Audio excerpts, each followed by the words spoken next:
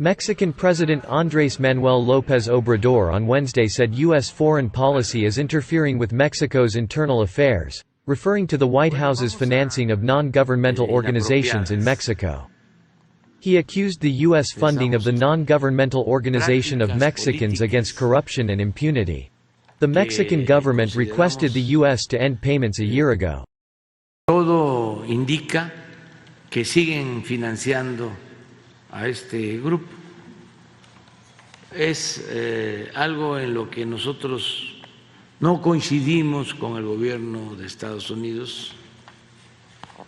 Llevamos muy buena relación con el gobierno de Estados Unidos, pero hay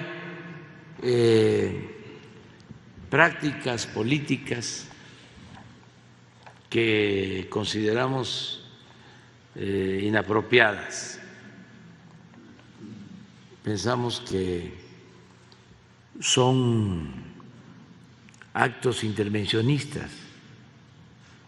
Mexicans Against Corruption and Impunity was led by businessman Claudio X. González, who directly benefits from the White House through the U.S. Agency for International Development,